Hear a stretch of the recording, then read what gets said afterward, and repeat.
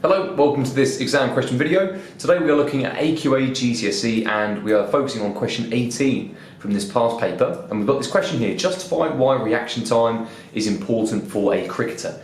Now three things really to bear in mind for this question. Firstly, we've got this word justify. Now this command word tells us that they're looking for AO3 information. So not just a definition, not just the relevance of that definition to physiology, but actually the relevance of something in sport. What does this term or this factor of sport, what does it actually mean for a performer in a real life situation? The situation we've been given is cricketer, and the point of term or point of definition that we're being asked to apply to sport is reaction time. So we're looking at why reaction time is important, why it's relevant, why it has an impact on the success of a cricketer. And it's giving us 3 marks. So we're looking for 3 separate reasons why this term is important in this context. Now this question could be worded in a number of different ways. It can be justify why coordination is important for a rounders player, justify why speed is important for a games player such as a footballer or netballer or basketballer.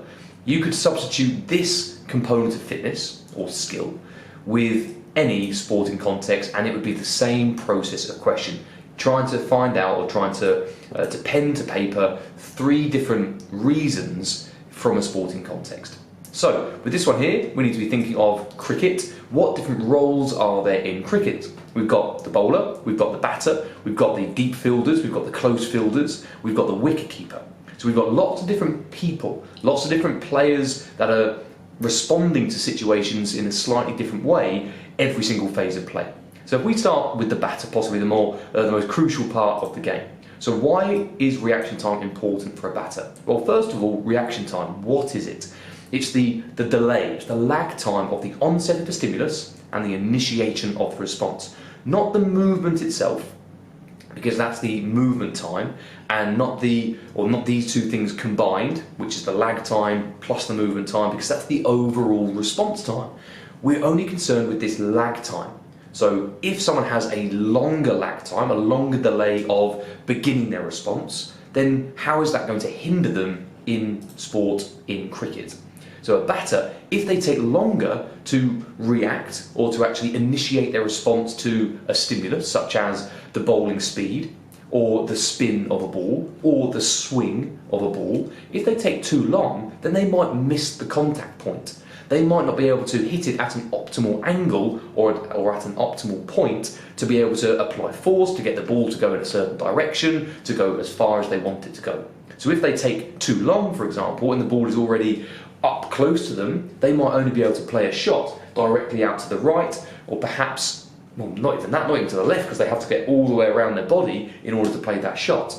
So perhaps they might be able to play just off to the right, just off behind them, because they haven't got the reaction time to get the bat out in front of them first and to meet that oncoming ball.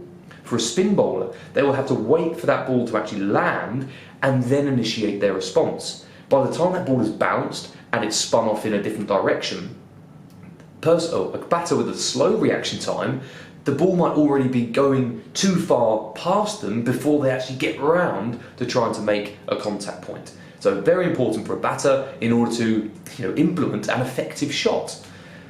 Bowler. Why is the reaction time of a bowler important in cricket? Well, it might be on their run-up, the batter decides to make some minute changes in their stance, in their grip, in their posture, and that might determine where the bowler wants to place the ball. Now these might be a subtle change, and anything too much is obviously against the rules of cricket.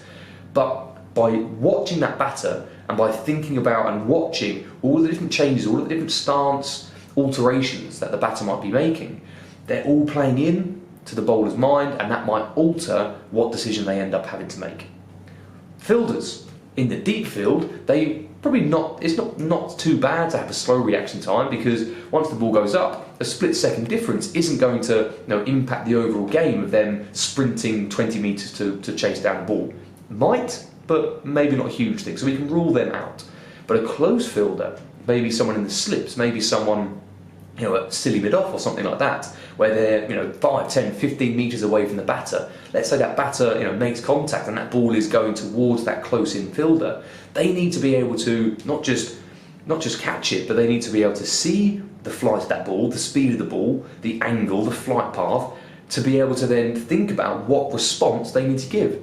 And if they've only got a second and a half reaction time, which is very slow, but that in that second and a half, that ball has probably already gone past them. They're going to miss the opportunity to catch, they're going to miss the opportunity to field the ball, and suddenly the batter will have more time to make the runs and pick up points.